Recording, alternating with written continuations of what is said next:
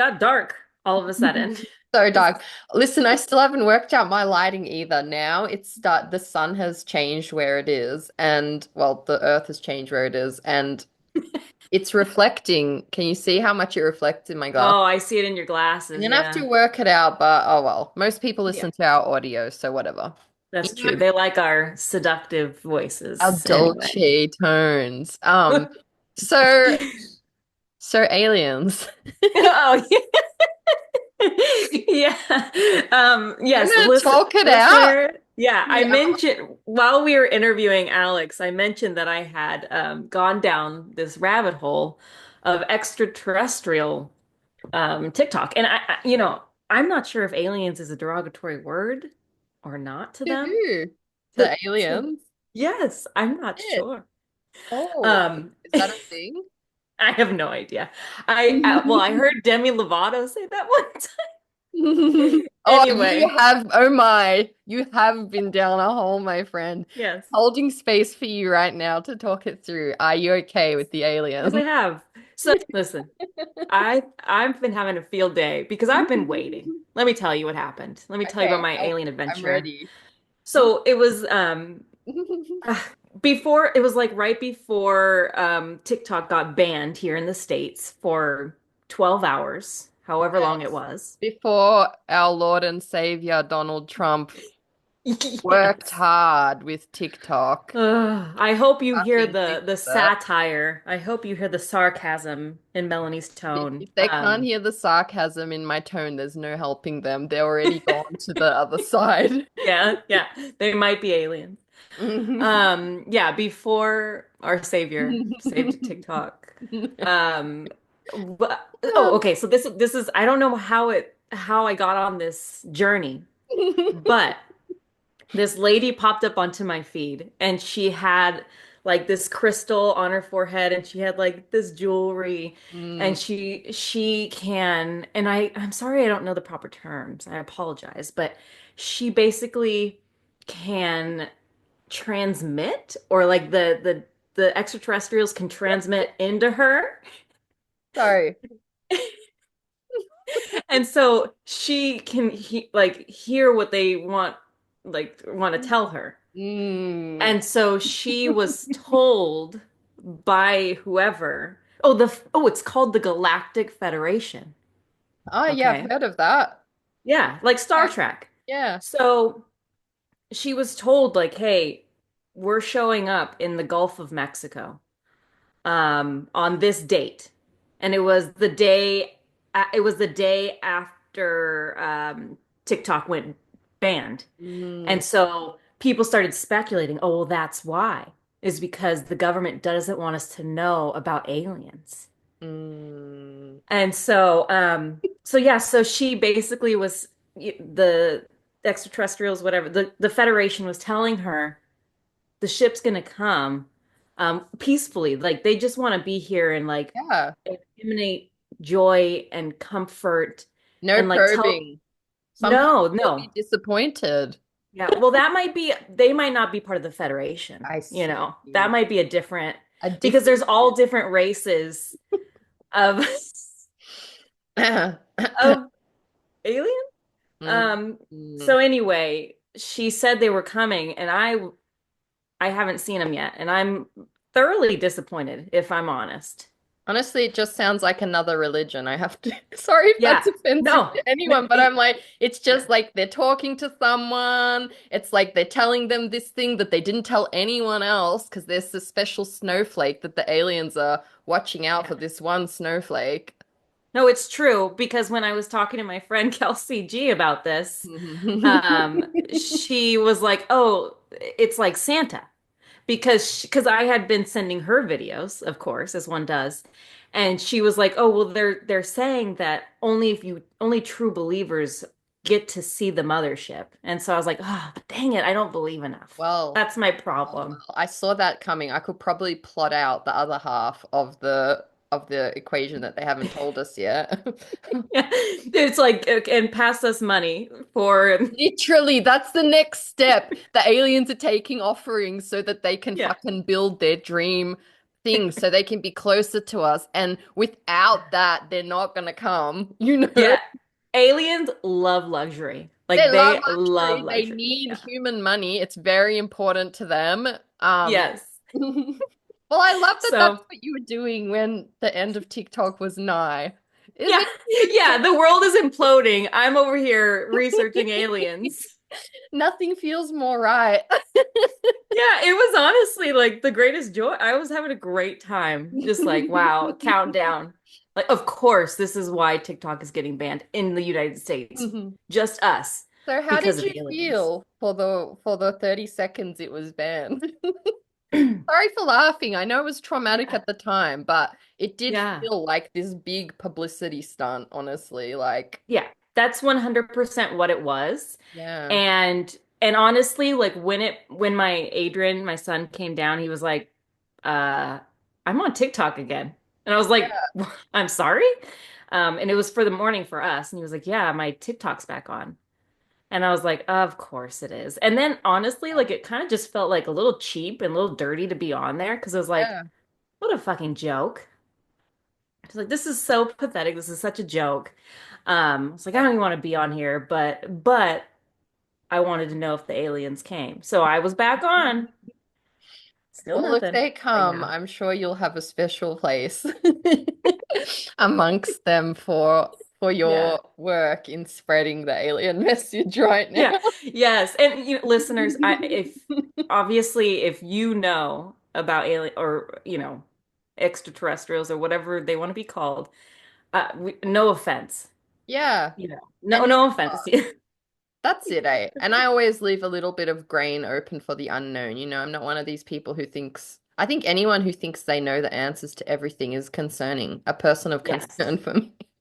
Well, Um, you think about it because uh, God, the galaxies, yeah, it's beyond our comprehension. So who in the hell is that's to it. say? We exist and we are beyond comprehension. So Yeah. I'm always like, but I just, yeah, there's a lot of, little culty things that rise up to the surface sometimes. And I'm just like, I see what's happening here. Yes. Oh, yes. But back to the TikTok ban, which Yeah. it was all kind of silly watching so many Americans and so they're like, okay, well, we're going to be banned. We're going to join Red Note, which is a Chinese app. Yeah.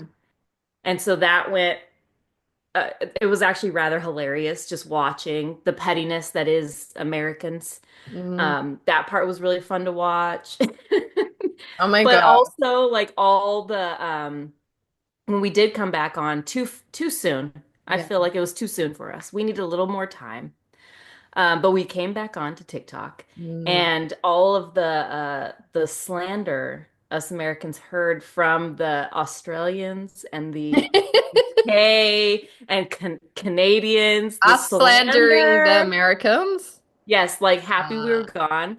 And so it's been fun listening to the Americans hear it and listening to the Americans come back and take down mostly Canada. I feel like oh, there's Canada been were more on beef. their high horse. Yes, there was some beef there. So for me, it was all really But I obviously mean, very annoying, but really yeah, kind of funny.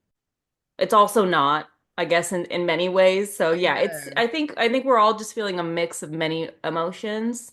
Mm. And that's why I was hoping the aliens were coming. The aliens aren't necessarily going to have a better system for us. There's too Damn many it. stories of probing, but like I said, that might be somebody's dream kidnap situation. But hopefully not. But no, Yeah. Well, you had an amazing how many days were you gone? listen, I don't know. I lost track of space, all track of space and time, and it was good. I didn't sleep much. The bed was really shit. Oh, Or I that's just, it's just like a different bed to you're used to. And like, yeah, but I'm glad I did it. It was high time to like reset that. And I did sleep, and honestly, that in itself felt like quite a victory because I think I've been nervous, like after all this time. How will it feel to travel? Will I be able to keep my anxiety low and all of that? So you just don't know till you go. But The first few days were glorious. It was hot as hell. We were snorkeling. I was swimming in this little magical rock pool.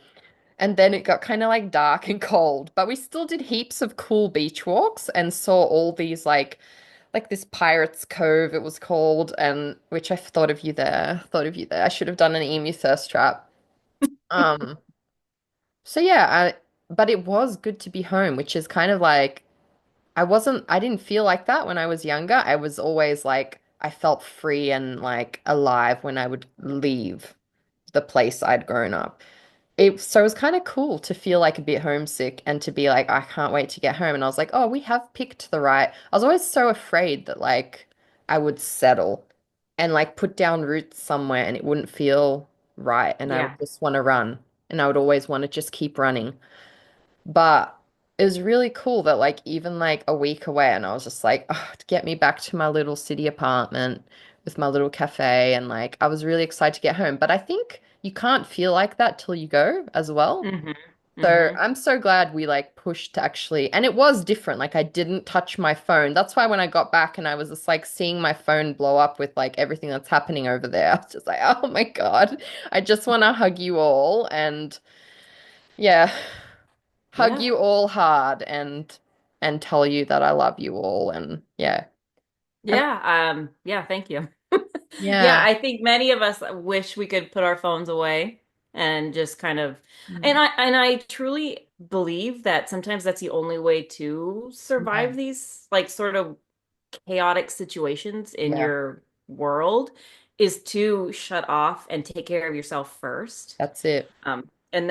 And I think there's you can't blame anybody for needing to do that ever Mm. because at the end of the day, like you matter. And so you got to take Yeah, care of yourself. that's it. And yeah, so I definitely felt like so often just like chucking my phone and just like, oh no, I'm gonna actually just read a book or Yeah. go take a walk or watch a good show, whatever. And I think that is kind of the way you, I don't know, survive Yeah. in No, you're right. certain things. Because there's a Yeah, point where you can't function anymore if you keep taking it in. And it's like yeah, actually even talking to our guest and she was talking about like when your body just says about something completely different, but it applies as well. There's a point when your body is like on fire. And if you can to take like space away, take a step away, take a reset, find the joy in whatever little moment you can. And yeah, I think you're so right. Like that, it's crucial. It's crucial to yeah, survival, you know? Like, yeah, yeah, yeah. It's a lot. I think that for us, people in the States, for many of us, I think especially um, when for the Latino community, the Hispanic community, mm, we're watching people kind of have an excuse or like a green flag to show their racism because we are dealing with like a lot of deportation stuff at it this time. People asking if you have your papers, all of these really, things. Yeah, so yeah, it's one of those things where all you can do is look out for your own community mm, and for those that you can see that are being affected and speak up in many ways. Again, like it's so hard because I do live in California and we're such a mm, different state compared to so many states. yeah, So a lot of the things that many people have to deal with, we don't necessarily face. Um, but that doesn't mean it's still not here. So yeah, yeah. So it's just an interesting time to live. But again, I always feel like I'm very lucky because I can have the space in my life where I can write and I can mm, pour all of that stuff and my thoughts and all of that into my yeah, books. And even though they're the books I write have are funny and lighthearted, but there's always these deeper themes too. yeah, So yeah, it's like always just exploring. And I think, and Alex even mentioned that, like you get to kind of fight through your own traumas through your stories. And that's so it. it just goes to show you how beautiful books and Yeah.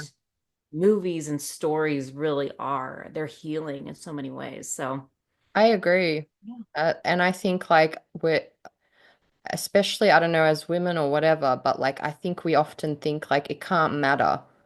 The little part I'm doing can't matter. And you can feel this pressure to do more somehow, then realize you can't, then feel like there's all these things that like, but like you just reminded me, literally one of my favorite quotes, I just put it on the screen here. Do your little bit of good where you are. It's those little bits of good put together that overwhelm the world by Desmond Yeah, Tutu. I love that. Isn't that beautiful? Like, I know Yes. a time when I was really feeling like not for different reasons, we all feel like displaced and like unsure of like if what we're contributing can even ebb the tide, right? It feels like sometimes a pinprick in an ocean of bullshit on a bad day, right? But like, there's a lot of those little pinpricks, and all together, we at least make a space where we can feel safe and loved Hmm. and important. And yeah, I think in the face of so much ignorance and hate, it can feel hard to hold on to that. But that quote's always given me like courage to just keep doing my little bit because you never know who it touches. And lately, I think a lot about how I grew up and how toxic my mindset was to so much. And it's literally through Yeah. storytelling and through obviously I had that openness. You have that open heart to listen. But those stories of people like constantly sharing their journey and stuff completely brought me to a place of realization and like self-awareness and like so yeah, never stop sharing those stories because we need them so bad. Humanity needs stories all Almost everybody. of everyone Yeah. and from people who like can see the world like Miyazaki says, see the world with eyes unclouded by hate. Like that is crucial. That's it. And that's the stuff I try to hold on to and yeah, I'm just hugging you Yeah. all because it's fucked. Yeah. Yeah. Yeah. It is. I mean, there's no other way Yeah. around it. It is. But again, I think at the end of the day, one of the things that I really and truly, I truly, truly love like being an American because I love Americans. Like Yeah. we're really resilient. We're super funny. We're super fun. We're just gonna keep going, and Yeah. we're gonna, make change any way we can, even if it's in the little things. And Yeah. so, yeah. So, I always feel hopeful because I just know how my fellow Americans get down, and we'll be fine. That's it. And make no mistake, even those of us far across the sea, like I honestly almost see two complete separate Americas in a way. Like, and I never see my friends in the, oh my gosh, we've been watching this. Sorry, I digress, but not. We've been watching that viral YouTube millionaire guy. He's done his own version of Squid Games. And I'm sorry, Yes. but the Americans on that show are concerning. I haven't seen it. Now I have Girl, to. go get it's still there's 3 episodes to happen. Like my husband was telling me about it and he was like, there's this like wild millionaire. He's done this incredible like mind-blowing show, like Squid Yes. Games. And I was like, yeah, yeah. Like I was like, oh, I've heard it all before. It's not gonna blow my mind. I was thinking, but it has blown. I have been glued to the screen. And he really has picked people it's just interesting. And when you watch it, you're like, these are the people who were the other side. And you can see how their brain just doesn't Doesn't work. doesn't rationalize. And you're like, ugh. But yeah, I agree with you 100%. A lot of the most bravest, incredible, dynamic, big dreamers, big-hearted, I could just go on, are my American friends. So make no mistake, we don't confuse the two. Yeah. I also think that there's a big heart of America that's like that, which is why people still love it and still like, want to hang in Yeah. there and make that change because yeah, there's a lot of that too. We know.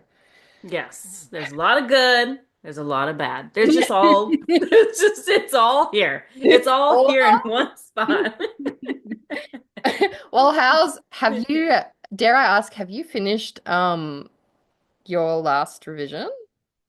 No, I have I was not. I like, am like not. you're I'm close in, though. yes, I'm close. Like I'm in the final stretch. I'm in the last probably act, even less than that. I'm in Yeah. like the last 70 pages, and it's not going to be too much actually. I because I already tweaked some of the big things, but I Mhm. really have been taking my time and like I've been getting to a certain point and then I keep going back and then re-listening all the way from the beginning. So it's taking me a lot longer this time, but like I'm chipping away so much. It's better. Yeah, yeah, yeah. I do not know how to speak, but like I No, feel not to pat myself on the back too hard, but it's been really fun because I've been going back and adding these tiny lines that as you read, you probably have no idea that it'll all link up at to the very end. And so I've been making myself very proud, like, oh, this is a good one. This one's really, I don't know, it feels a little different. So I'm excited. We'll see. I'm so excited. And I know exactly what you're talking about because I did that in like my last couple revisions. It's it's the most satisfying part when you like are reading over and smoothing it and you're like, oh, I could add that here. And you know that it's gonna loop back. It's so satisfying because in the Yeah. beginning to do something like that requires so much work and you can't even always pull it off without sacrificing the story. So sometimes you just have Yes. to let it go or you try force it in and that doesn't feel right either. So I know exactly it's such a satisfying feeling and you're like nobody's going to know that I added these paintings in like revision 30 and like but it feels like it's part of the whole cohesive like as if I plotted that out from the start. Yes. I still want to read your book, so you need to Yes, send let's it to trade. me. When you finish, let's Yes. trade. Okay. Well, speaking of reading your work, because I haven't got to talk to you about your anthology Oh piece. my gosh, did you finish? Yes, I finished it, and there's something that is still stuck to me, and it grossed me out so perfectly Oh that no. I was like, oh, like I felt like I had a physical reaction Mm. to the thing where he at one point, sorry spoilers, but he at one No. point uses his own utensils that he had just eaten with to like get the brain and like just the way you wrote it, I was like, oh, like I can see it and it's so gross and it's so exactly what he would do and like give zero fucks about. I was just like, oh, this is so killer. Yeah. Thank you. If it was the first, okay, so one of those is true. One I made up. But I made it up. If it was the one in at the end when he uses the chopping board and knife from the kitchen, is it that Yes. one? Yeah. I can send you a clip. Because there was two parts, right? Yeah, two different There like was that one, and then there was a part where he got something from his lunchbox, so probably not that part. oh, that was cool though. Where he mentions his wife The sent his sandwich. turkey Yeah, sandwich yeah. with the bag and I was like I could see everything so clearly that you wrote and it was all so gross I love in the the the one best that way. grossed you out. I can actually send you a clip or the documentary of that happening blow by blow. So that one is not made up. The turkey sandwich I made up because it was easy to do using the footage I've already seen. It was easy Oh to my imagine God. that that happened. But the scene where he goes into his kitchen and he takes the chopping board off his bench and he takes the knife that I added lib, right? I added lib as if he just but it was sitting on the bench. He probably just cut his bread on it that morning and he takes that and he comes back with a fucking just regular ass fork, which really stuck out in my mind that it was a good Yes. fork with strong prongs. Yes. Yes. When you see Yes. it, you'll understand that it was just like a very strong fork. And he fucking fishes that brain. Of course, For those who have no idea what I'm rattling on about, it's the anthology piece about Einstein's stolen brain that I'm doing for Castle of Horror, volume 12. But yeah, I will never forget that scene because I have now watched it so many times I'll be curious what my editors say about it because I've used a lot of direct quotes from the documentary in that specific scene.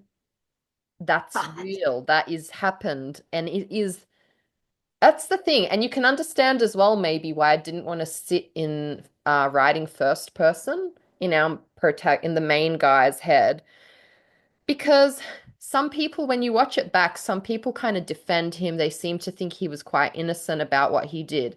I can kind of see that too, but there are undeniable moments where you're like, you've crossed a line. That is crossing a line to treat the remains of a human being in this cavalier manner. It like literally as if you're fishing out pickles and making a sandwich. It's audacious, and the flies did come straight away. That's all true as well. This disgusting. Oh You wrote it so well my because God, thank you. no, like it stuck with me where I was like, oh, this is so wrong. This is so foul. But I could see it and it felt so right for something he would do. So brava, brava. Yes. It was so good. It was so gross, so terrible, but so good. Yeah, And I love that you decided to write it in that point of view because it was perfect. Yeah. Mm, I'm so glad. Okay, I feel a lot more at peace having that feedback from Yeah. you. So good. Did you send it to them already? Yeah, yeah, yeah. So they're reading over them now, and I guess I'll get whatever edit notes that they think. And I did say to them straight away, but I was so relieved as well. I was talking to Claire, dear Claire Lowe, who we've had on the show. She's also in that anthology with me, and she said she literally messaged the other day out of the blue, and she was like, "Oh, she was like, did you also have a really hard time with this one because you were writing from true stories and then you had to adapt it?" And I was like, "Yes, yes, I did." And she'd also sent like a list of like appendices of like where we got our info. I think she actually hers is about like the dark side of the moon or something. I forget exactly now, but she actually talked to like an astronaut or something, I want to say, an Wow. astrophysicist. I can't remember now, but she is like one of the coolest, like bravest, most interesting people you meet. So I met her in person at the end of last year. And I need to put that photo up actually. We took a photo with a vampire, and I was going to put a cruel thirst in it in our photo. But he was a random guy across the bar, and he'd walked in with a different party dressed like in full vampire outfit. And I was like, oh my As God. one does. Yeah, As one does. Yeah. obviously. I was like, he Yeah. looks so cool. I wish we could get a photo. And she was like, I'll ask. And she just went across this random bar in the middle of the city and brought this guy, this vampire, back over, and we took a photo. You Those know, are my favorite people where they're just like, I'll go, I'll ask, I'll do it. Because I'm like, yeah. not, it's not me. It's so, yeah, yeah. It's like so uplifting to have people like that around because they're just like, why not ask? Why not try? She just does it. Like even that, like she rang this astrophysicist or whatever to research her. It's probably not an astrophysicist. I have the worst memory. Some kind of I'm not going to tell astronaut, you any different. I'm space not going to, person. yeah. She just rang An them to help alien. her with her project, you know? Could have been an alien. You It never know. absolutely must have been an alien. They walk amongst us, Angela, don't you know? No, she told us that in the Yeah. video on TikTok. They're actually here already. That I believe. Yeah, I do. That I do. That part, I was like, oh, makes sense. Yeah, it's my Yeah. neighbor. Well, when you finish your revision, yeah, let's trade our books because I cannot wait to read this one. Yeah. Um, and yeah, what are you going to do afterwards? Have a bit of a break, or have you got something else you want to work Yeah. on? We I'll have something we probably. need to work on together. Oh, that's probably what I'll do. Yeah, let's do that. Yes. We have a secret thing we'll be working on. So, yeah. Well, yeah, I'm waiting to hear back from Larissa, my agent, about the adult stuff. I sent her the first 100 pages of my adult book. Okay.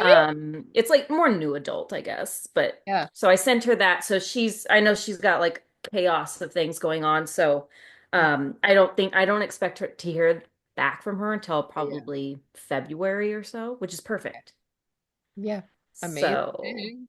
Yeah, let's Yeah. slide into each other's DMs and discuss more. Yes. No, you're right, because we cannot not do that No, secret that project. secret And project has to happen. it must. It really, really must. Yeah. And that's all we'll say about that for now. I am excited about I'm it. excited too. And I think, in spite of everything, I still think it's going to be a glorious year somehow. I don't know. I still feel maybe that's because of our community. We've surrounded ourselves by so many just baddies who just are Yeah. so inspiring. And you know what? Like, I'm just going to keep listening to those people, and it's all you can do, you know? Period. Yeah. 100%. You surround yourself by people that are going to uplift you and that make you feel good and that you want to support and are excited to see thrive. 100%. And Yes. yeah, I love our writing community. I couldn't ask for better friends and Yeah. all of that. How are you feeling being on Submish, I submission? like that. Submish. She's on submish, guys. Like She's it's been fun a to week. finish. She's been submish. Absolutely. Yeah, I actually honestly think that all these years of querying has prepared me. Like, I just don't think about it most of the time. And Good. like taking this vacation, um, yeah, you would think that with all that free time, I just wouldn't be able to help myself thinking about it. But I kind of didn't. And when I did, it was still a rush of like, oh my God, I actually got an agent. Hell yes. So I think Yes. Celebrating. the high of actually getting an agent and knowing how fucking hard that is to do and how hard I've worked to get to that point, I just feel at peace about the other points. I feel like if Sandra Proudman believes in my work, at some point we're going to sell books. And it's not one book, right? Like, yes, I love that book so much, but I have felt like that before. Yeah. Yeah. Yeah. It's And you'll feel almost like that again. That's it. It's almost like when you know, like when I was younger and I was like, you break up with someone and you're like, but I'll never love again. You know? Yes. Sometimes Yes. you need that breakup to like make you realize like, no, There's there's better. yes. There's hotter, sexier, better. That's it. What are you working on now? Like, are you taking a Yeah. break, like full on break, or what are you doing? No, no, that was it. That was my week of like just unplugging and doing nothing. And now she's back to it, baby. Yes. So, um, I need to do a script for Gobsmacked, the Yeah. performing arts company I write for. So that Gonna I've work. got to do that at some point over this year. So I probably need to ring my boss and just chat with her about what she'd like. Um, and then yeah, there's a middle grade I was working that Sandra read my sample for when she signed me. I'm just feeling silly about it today, but I think I still, like I said, that's still the kind of giddy feeling that I'm having. So Hell I think I'm just yes. gonna enjoy it. But yeah, so there's my Swamp Princess horror, middle grade. So I'm gonna try and revise that. And then, so though it was good. I don't know if I told you this already, but when I was chatting with Sandra, one of the best things when we had our chat was I do write across all age categories. And she was kind of like, what do you want to do? Like, kind of, it might be better to focus on a few, or like, first I thought she was going to say focus on one, and I was kind of like, oh, I don't know if I just want to write one. But she was like, I was thinking maybe not YA for now. And I was like, I felt this release from my chest. I was like, actually, I don't want to write YA right now because it's like, for me personally, I'm like Yeah. enjoying writing adult. YA is like the same length as adult, but a different age Yeah. category. Whereas Yeah. middle grade feels easy for me. It's short books. It's like my brain wraps around it really quickly. And because I write for Gobsmacked, which is middle grade primary age, I have to go into that mindset for that anyway. So it's Yeah. like a big release. So yeah. So that's the middle grade side of things, working on a script and working on Swamp Princess. And then I'm gonna work on pitches and first pages for Soul Swapped, which I was revamping, Yeah. and possibly for this little disaster Christmas themed story that I told you about the other day, which I'll keep secret for now. Um, but yeah. She's I'm got, working on two adult pitches and two middle grade projects. she's busy. She's busy, folks. Our year is booked up. Yes, it is. I'm This so is her sorry. We've year. got 2 minutes. I'm gonna Yes. Well, like do speaking of busy, we have a busy bee, Alex Brown, on the show today, who is absolutely killing it. Amazing. Wonderful. Do you want me to read Alex's bio I or do you? up to you. I've got it here if you don't. Okay, I'll let you go for it. Alex Brown is a queer biracial Filipino American writer who loves rooting for the final girl, especially if she's a monster. Alex is also one of the co-creators and producers of The Bridge, a spooky folklore-filled audio drama podcast that has over 1 million downloads to date. Alex's YA comedy horror debut, Damned If You Do, and her YA horror anthology, The House Where Death Lives, were both Junior Library Guild Gold Standard selection. Alex co-edited Night of the Living Queers, a YA horror anthology featuring stories solely written by queer authors of color, and which has received multiple starred reviews. Alex's sophomore YA horror comedy, Rest in Peaches, received a Kirkus star. Alex is also an associate agent at Mad Woman Literary and is excited about uplifting diverse voices and bringing cool stories into the world. Hell yeah. Yeah, Alex is a baddie. Great chat. Such a Goals. baddie. And I Such was a so baddie. excited to see that she works at Mad Woman Lit. It was one of the agency I was stalking for ages because I think Danielle Burberry, Oh. she represents Lynette. This could be fake news. I think she represents one of our big Aussie authors, Lynette Noni, I want to say. That could be fake news. Fake news. It's fake news. Melanie's spreading fake news. It could be fake news, but I think it's probably right. Someone. She represents someone major. So I was stalking her for ages. Ah, okay. Well, good to know. And Mad Woman Literary does sound amazing, just like Yeah. Alex, just like you are, and our listeners too. And me. And I'm I great was too. gonna say, and most of all, you. Yeah, most of all. I like how you added that. Most of all, I'm great. Yeah, thank you. Yes. Hello. Hello. Hello. Well, How are you? I'm doing all right. How are you all? yeah, good. Same. Same. Yeah. Surviving, living the day as one Existing does. in this world. Yes, yeah, we are existing. Here we are. Mhm. Thank you for taking the time to chat with us and yeah, talk all sorts of fun things. Mm, Yeah, no, I'm excited to be here. Thank you so much for the invite. Of no, course. Now we're pumped. 100%. Well, I mean, I want to launch right into it and get to know a bit more about you. So, we always like to ask our guests a little question. What is the strangest thing you own? Ooh, the strangest thing I own. Hmm.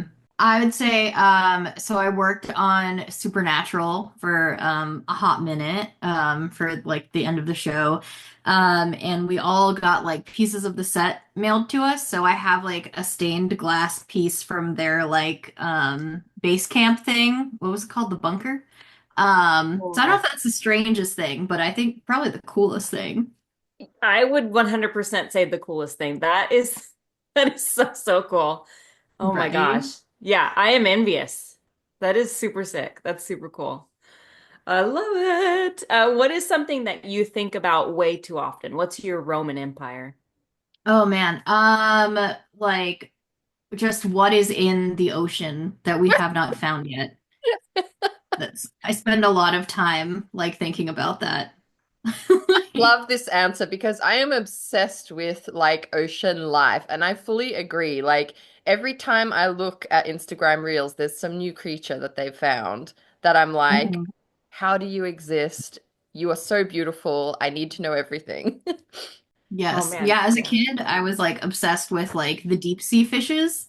Um, and I just feel like there's so many more down there that we just don't even know exist. And it's so vast. Like you can hide Godzilla in there. So I feel like there's got to be something in there that we haven't seen yet. Oh, there must be. I don't Okay, so lately I've been down the rabbit hole of like on alien TikTok. Um Ooh. and one of the theories is that the deep sea is actually a portal and that the extraterrestrials can, I think, I don't know. I haven't, obviously I don't pay attention too much, but they're there. So just Okay. I just putting mean, that out there.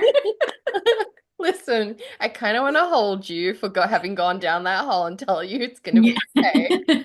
It's just another theory that we've heard before, but it does sound like an excellent book idea, is what I'll say. I'm still Mhm. got a soft spot for Portal fantasy, even though some people say it's terrible. No, it's so fun. And Yeah. Aliens in the Ocean, I would read that 1,000%. Yes. Yeah. Hey, Absolutely. that's for Well, you. You guys can take it on. Take it on. I need to take TikTok away from you, is what I'm hearing. I know. I don't, it was like right before the ban happened, the ban that happened for 30 seconds. Uh-huh, Um, yeah. Somehow instead of like doom scrolling, well, I guess this is kind of doom scrolling, but somehow I landed on Mhm. extraterrestrial TikTok. And so all of my feed was about how the mothership was coming. Oh my So goodness. hey, we're here. We're here with this. I'm gonna pick Sorry that to, apart more later in our intro. okay, yeah. But Sorry to put that out there. coming back, Alex, have you always wanted to be an author?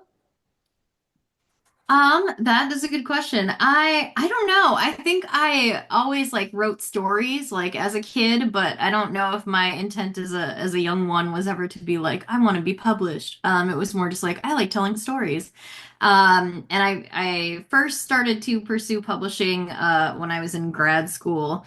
That was a while ago. I sent my first query out in 2012, and then my debut came out in 2023.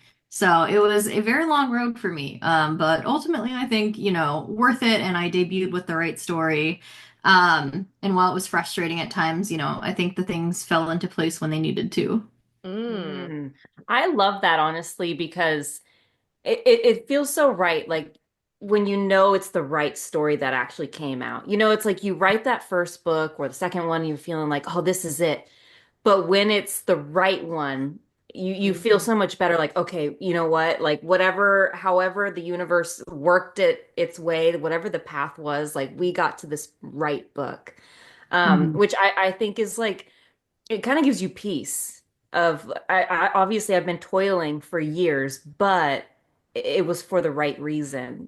Can you tell me like a little bit about that 2012 on into now we're published? Like what was your journey like? Were you querying that whole time? Were you revising stuff? How did you get from starting out to where you are now?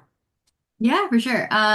So I queried my first book without really understanding how to revise it. I definitely made the younger friend move of being like, this is the best book ever. Let's just send it out. And then, obviously like rejections came. But that was fine. Baby Alex needed to learn kind of how things work. So yeah, I think all in all, I queried maybe like 7 manuscripts over that period of time. I definitely used to write a lot faster and could like churn books out quicker. But still throughout all of those, like hadn't quite mastered the art of revision and like the art of taking feedback. And I think it really was only once I started to kind of like learn about feedback and the importance of it, and revising. Um, and I stopped kind of writing to what I thought would sell, and I decided to kind of just write the things that seemed fun to me, and that felt unique to me. And that's kind of when everything, fell into place and like things actually like started moving. But during that time, I also did take maybe like a 1 or 2 year break from writing just because I had, amassed a lot of rejections and like it got to the point where writing wasn't really fun anymore. Like it just felt like something I was doing because like I wanted to be published. And I'd really like lost my joy in that. But then I started doing a an audio drama podcast with some friends. So it was like an old school radio show. It had like characters, sound effects, and like a plot. And writing that really helped me kind of unlock the joy in writing again and help me love it. And then after that, that's also like what I said before, kind of when everything started falling into place of like, I should be writing things that I actually enjoy. And like, that's how I'm going to like find, the right agent, the right editor, the right audience. Um, and I think that really helped me, change my mindset and my relationship with writing into something that was healthier and better. I love that so much. We talk about that a lot on the pod, like keeping the joy and how crucial that is in staying in this industry. What do you hmm think, like, through all of that pathway, through like starting and taking the break and everything, what do you think kept pulling you back to writing? I think it was just my way of trying to, make sense of not just the world, but like myself. It really was kind of through writing, especially like through the podcast that I started to like really think about my queer identity. And it, always been something where I was just kind of like, oh, everyone falls in love with like, their female best friend or whatever. Like that's a totally normal thing. And then it took kind of exploring that through the podcast to be like, oh yes, no, like the straight people don't have this experience. Like you're queer, maybe it's fine. So yeah, I think, it was kind of like this element of like discovery, but also using it to explore like past traumas too and to reconcile with them. Like my debut is a horror comedy, so it has its funny moments. But ultimately, is about a survivor of child abuse and like the hard choices that she has to make in order to survive, and forgiving yourself for, not being perfect and sometimes making choices that hurt people. And I think like that's a really powerful thing too. And, like I hope that through exploring kind of like my own trauma and my own backstory, I can connect with folks who have experienced that or are going through it and can help them see that they're not alone. Mm. Mm. Yes, I love that so much, honestly. Can you tell us like a little synopsis of that book? The cover is fantastic. It always catches my eye every time I see it. Yeah, can you give our listeners a little synopsis about what that book is? Because you've got many. We'll touch I on more. yes, there are many books. I am tired. Yeah, I bet. But fulfilled. Yeah, so my debut is called Damned If You Do, and it's a young adult horror comedy. We pitched it as like Buffy the Vampire Slayer if Buffy was queer and Filipino and a high school stage manager, and Giles was a demon pretending to be a guidance counselor. And yeah, it follows our main character. Her name is Cordelia Scott, named after Cordelia Chase, the one and only MVP of my heart. And Cordy discovers at the beginning of the book that years before she had made a deal with a demon to send her abusive father to hell, and then asked the demon to kind of erase that whole memory from her. So she's kind of been walking around for a few years feeling that like something is missing or like something's off. She thinks that her father just kind of packed up and went to Florida and just like abandoned them. And then the demon she made a deal with, his name is Fred, he comes back to town because he needs her help to take down like a demonic rival. And he's like, I did you a solid, so now it's your turn to return the favor, kid. And this is all happening during Tech Week. And she's a stage manager, so Tech Week is a very big deal, in the theater world for stage managers. And her best friend slash love interest also may or may not be turning into a monster while this is all happening too. So it's kind of just like a hodgepodge of like fun things. But I really, Buffy did a lot of things that were good, did a lot of things that were bad. And I have a very complicated relationship with it, but this was kind of my way to sort of have a conversation with something that I love, but also like am super critical of. Um, and put more diverse people in the story because it was not very diverse back in the day. Mm. I'm obsessed with everything you just said, and it sounds amazing. And also, tired but fulfilled. Yeah. I'm gonna need that as like my alarm or something. I needed it. I was gonna say I need it on a shirt, but I need the voice tone as well. Tired but fulfilled. It's that's iconic. And your book Oh, sounds thank you. iconic. So yeah, amazing. Yeah. Honestly, yeah, I probably will have to go get it right out after this and read it because it Yes. does. It sounds so chaotic and Yeah, I in the am best way. ready. Yes, like I need it. Like all of the things happening all throughout Tech Week, you can't get more chaotic than that. So here for it, definitely need it. Can you tell us about your other books? I see one behind Melanie's shoulder over there.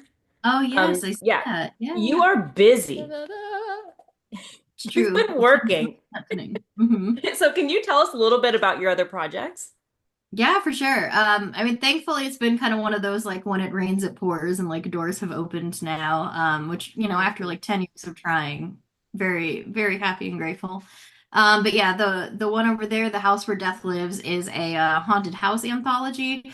And each story takes place in a different room in the house, and has a different monster tied to it too. So we have teen protagonists going in. Some of them are fighting the monster, some are becoming the monster, some are kissing the monster. It really depends. And it's filled with some awesome writers. It's pretty queer as well, which is great. That wasn't really something we intended on, but the stories just wound up that way. And yeah, I think it's a lot of fun. Mm. Yes, I've just received mine being in Australia. So I Oh, think the nice. release date is different here, but I cannot wait to dive in. And I think, yeah, we need stories, all the queer stories more than ever. So yes, cannot wait to read that one. I want to know, what are you working on now? Can you share any details? Yeah, so I am currently working on a Dracula retelling, which should be fun. It's part of I always get it reversed. I think it's remixed classics, but it could also be classics remixed. I do not remember Mm. which order. I think it's Remix Classics. But it's a series with FNF, and they've done a bunch of different things. Like they did Dr. Jekyll and Mr. Hyde and like The Great Gatsby. And it's authors kind of approaching classic stories through like a more diverse lens. So mine takes place in like Great Depression era San Francisco. And I've taken the Renfield character and given him a daughter. So we kind of follow her exploits as she tries to, stop working for Dracula and ultimately kill him. But then things get a little complicated when Lucy shows up, turned into a vampire and very mad. So she gets to team up with Lucy and try to stop Dracula from like messing with Mina. Mm. Um, and it also deals with kind of the political climate and the racism at the time. It was a rough time to be like a Filipino in this area. There, were signs kind of hung up that said like absolutely no Filipinos allowed. Just a very big like anti-Asian sentiment. So it kind of explores that too of like what it's like to be born here but still not look the way people think, an American is, and what you kind of do with that. Yes. Yes. It's I love like getting to explore, remix the classics, but then we're adding that twist of, but guess what? There's people of color in this story, and then kind of figuring out what that would look like in that world. Mm. It sounds fabulous. When do we know when that is coming out? Do we have an idea? Yeah, theoretically, fall of 2026. But it could be a little later. It's a little bit of a beast to write. I'm trying to do it in the same style as Dracula, which is a lot of like journal Mm. entries and letters and like, the captain's log for the ship and everything. So my brain is sort of in like a million different places. I feel like that gif of like Charlie Day with like the red string everywhere, and he's like pointing, and I'm like, this is how I'm plotting this book. So it's taking a little longer to cook, but it should be ready within the next couple years, hopefully. Yeah, let Mm. it cook. Let it Yeah, cook. Yes, you need keep time to that simmer. brewing. Yes, simmer. Yeah, you are busy. We've Yeah. said it before. You have so many things happening on top of being an amazing author, Mm. editor for anthologies. You also are an agent, Mhm. which is wild because it's so much. You got so much going on. Can you tell us a little bit of like how that came to be? Like, did you, yeah, tell us your agenting journey. Like, how did that start? Yeah, for sure. So I think like a lot of it stemmed from getting to do like the mentorship programs, like author mentor match, and pitch wars.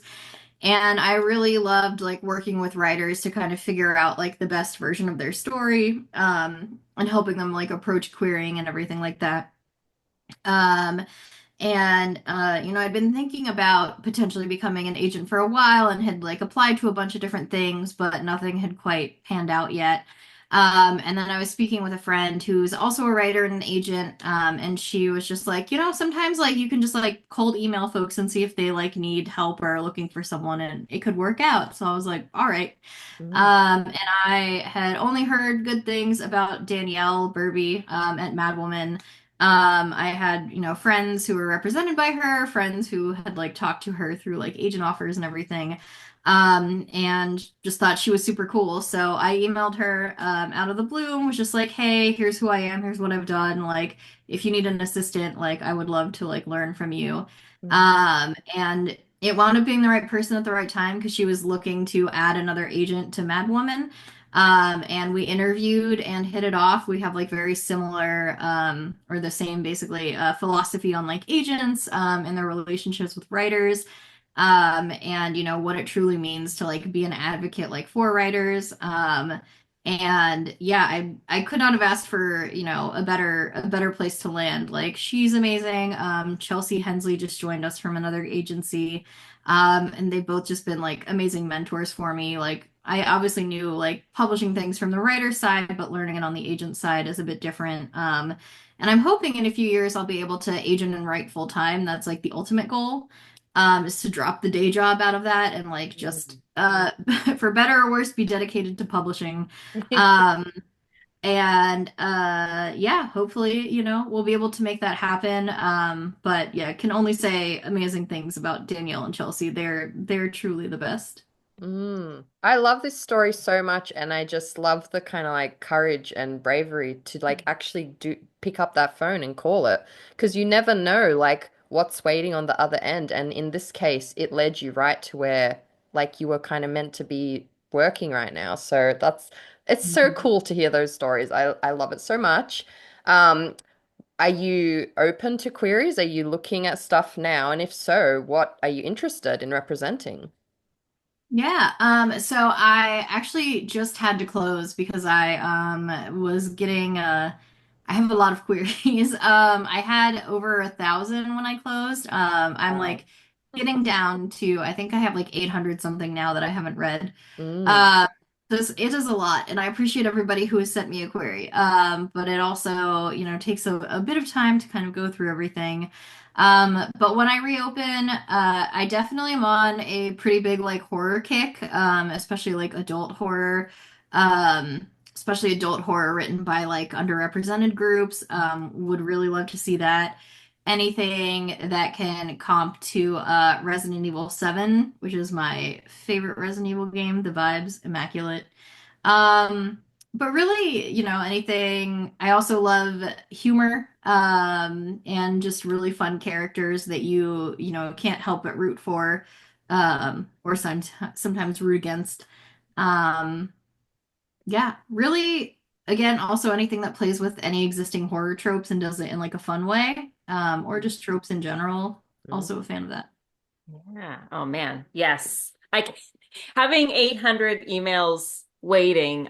Yeah, I can't only imagine like it probably feels like it's burning in your inbox, but like can you take us through what a day in the life of an agent, author, full-time worker looks like? Like what does the day in the mm, life look like for Alex?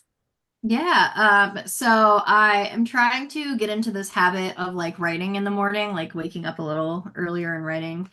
So that's like step one, wake up, get some coffee, stare at the computer, hopefully, get some writing down.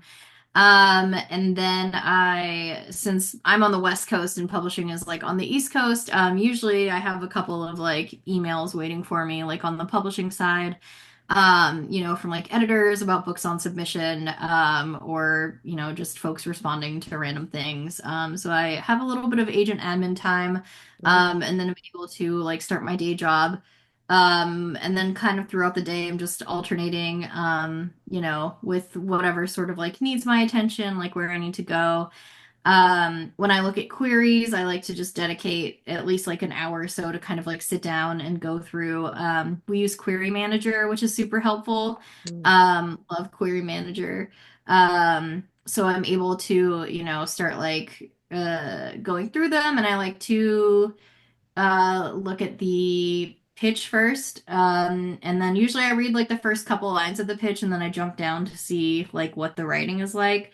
And then I'll go back. I'm like a weird bounce around person. And then I'll go back and read like the full pitch and then I'll actually read like the pages.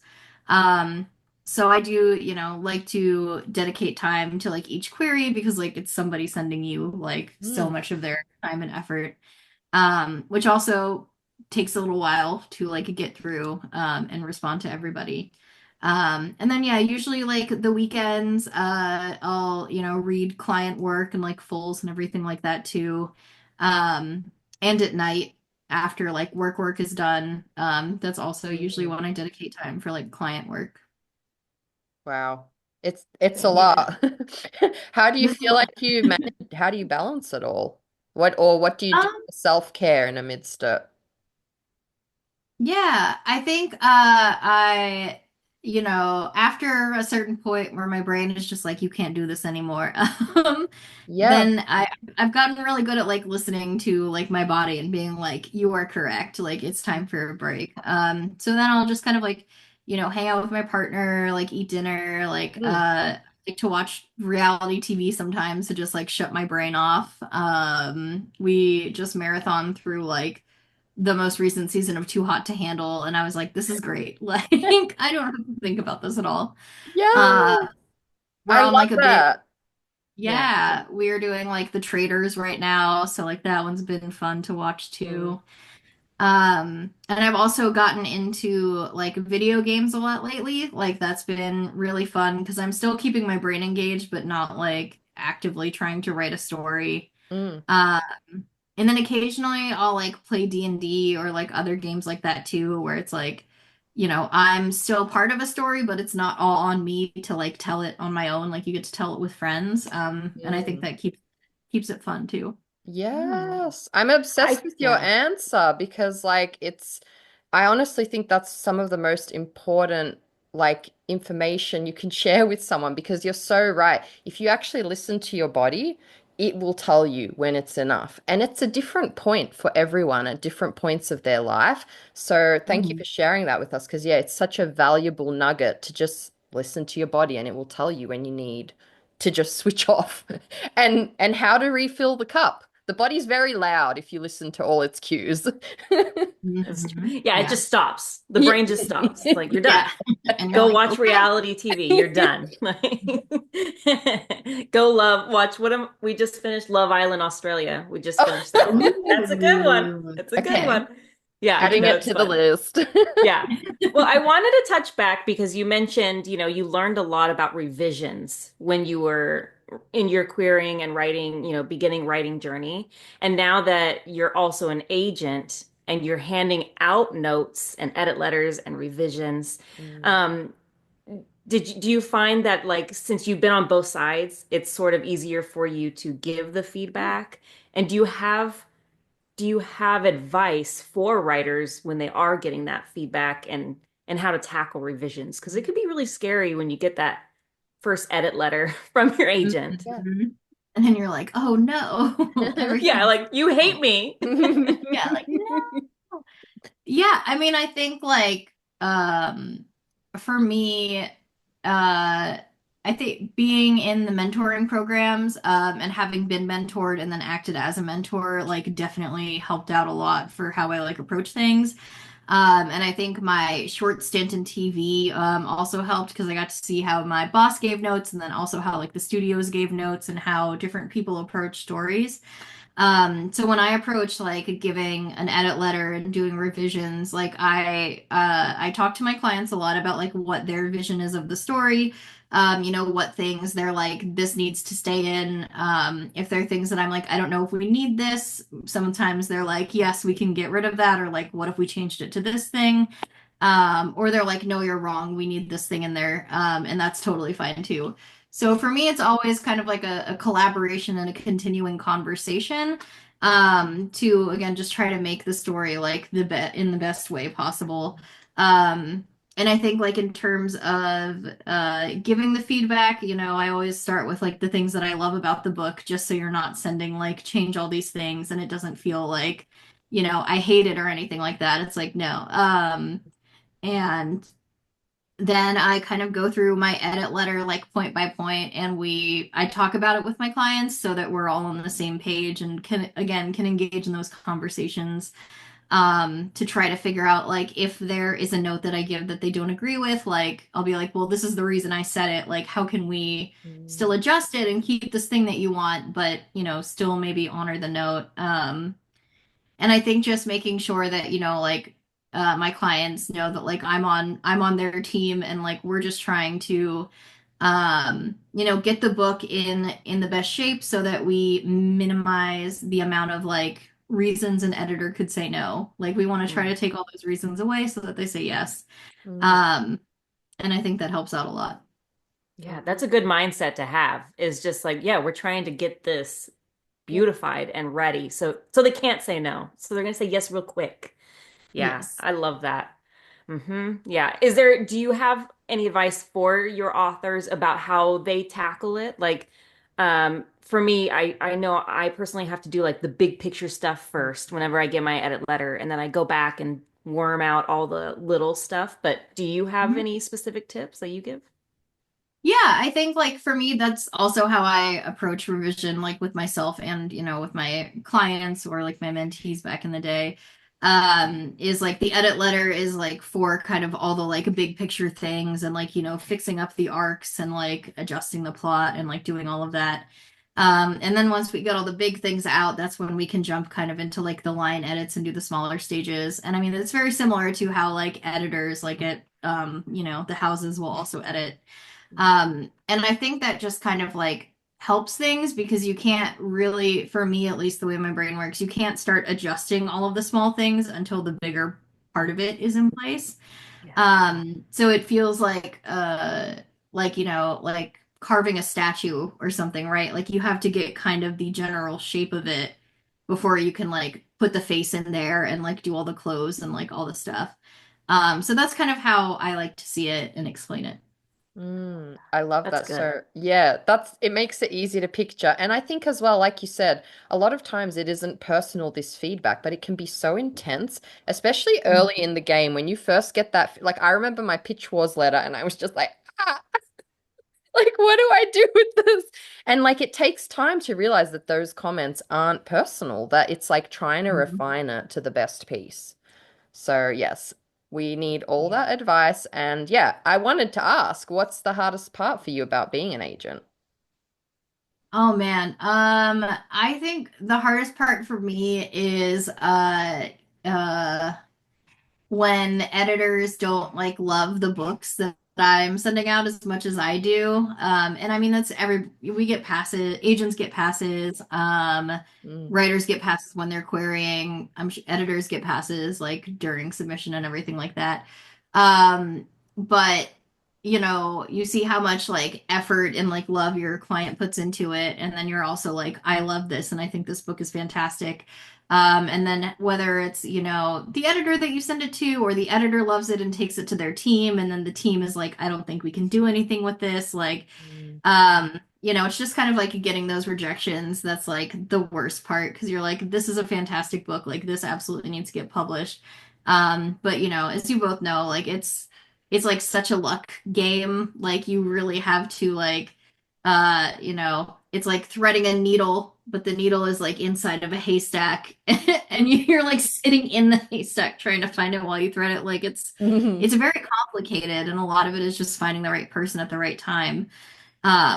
And sometimes the right person isn't even in publishing yet, and mm, you have to wait a couple years until the right editor comes along. Um, so yeah, I think that's been the hardest part so far. I Yeah. felt that metaphor in my bones. Yeah. It's so real. It really feels like that sometimes. Like you're just trying to sift your way through something and thread something into something, and you sometimes don't even know what it is until it's in front of you. Or like you said, it doesn't even exist in publishing, or that person isn't there yet. And yeah, do you have any advice for people who are like all of us in the haystack sifting through the things? Yeah, I mean, I think like number one is definitely like don't I mean, this is I feel like, advice everyone gives, but like don't write to the market trends. Like please write the book that like feels unique to you and that like only you can write. I think your passion will shine through when it's a story that you're like extremely excited about and very into and it's like your story. And those are the ones that like definitely stick out to me, like because you can kind of feel it like in the voice of the piece and like, Yeah. the way everything is moving. Like there's a really like cool sort of like electrified like feeling to it where you're like, ooh, we're really onto something here. Um, and I think just rejection at all stages is part of it. Mm, And if you at some point feel like you kind of need to take a break and step away, that is totally okay. I think, mm, when I took my break from writing, it really was a moment where I was just like, if I do love writing and want to come back to it, I will find a way. And if not, then, it wasn't meant to be. And I did come back to it. So I think like checking in with yourself too and making sure that, you're not getting too like overwhelmed or too burnt out. mm. Um, and celebrate the small wins. Like when you're querying, if you get a partial request or a full request, that's awesome. Like it might not feel like it, but you've made it like farther than like so many other people. And that means that, your query was good, your writing is solid. So it's just about finding the right agent with the right book. Yes, Mm. yes. Celebrate yourself. Celebrate all the things. It's so true because you do get so many rejections and have so many heartbreaks. But those things that are, count as little, but really aren't little, are Mm. so amazing. And so, yeah, I think that's a beautiful reminder, truly. What is your like favorite thing about being an agent? Um, Also a good question. I think honestly just like getting to work with my clients and seeing their books like from when I sign them to like when we get them on submission and just hearing all of their cool ideas and seeing the community that they've built like I have 11 clients right now and there's like a Discord that we're all on and like everybody's so supportive like they're reading each other's books and like cheering each other on. So yeah, it's been really cool just to like find awesome people with great stories to tell and try to help them get them out into the world. Mm. Well, I see we only have 3 minutes left. I do want to ask you before we run out of time, is there something you wish you could like reach back in time and tell a younger version of yourself before you set out to all of this journey? Um, I think kind of to your point earlier, like, when you get feedback, it's not personal and it's not Mm. about you, like it's about the story. I think younger me very much was like, oh, why? Like, this is against my character. Mm. Um, but it's not. Like, it was genuinely people trying to like help me and like help me improve. So yeah, I think that's the big thing is don't be afraid of feedback, but also trust yourself and your gut. And if somebody does give you a piece of feedback that you're like, ooh, I don't know if that's right, like you don't have to take it. Yeah. You can choose to, be like, thank you for that feedback, but I'm gonna think about that some more. Yeah. Yeah, Mm. period. I love it. And I've noticed that even with myself, like as I get, I'm working on the third book now at this point, and I'm getting my edit letters, the feedback, and it doesn't hurt this Hmm. time around Yeah. because at the end of the day, because I really and truly know that we all have the best intentions for this book. And like you said, sometimes the feedback doesn't jive with what you're hoping for, Mhm. but then you just explain, well, this is what I'm trying to do. And then we work on it. Okay, well, how do you get there? And so, yeah, a lot of it, honestly and truly, is not personal. And if you have the right critique partners, an agent, and team, you know that they're trying to steer you on the right path. So Mm. I think that's great advice. I think, yeah, yeah, that's it. That's all I have to That's say. It's great. it. Mic Yeah. drop. My job. Well, yeah, I got distracted because I saw we have a minute left We and I just wanted do. to, yeah, somehow, but I just wanted to stop and thank you for taking the time because I know You are Yeah. so, so busy. But I know also that our listeners are going to love this episode. Mhm. Yeah, yeah. Thank you so much for having me. I really loved my time here. And all of you out there, I hope you have an awesome time writing.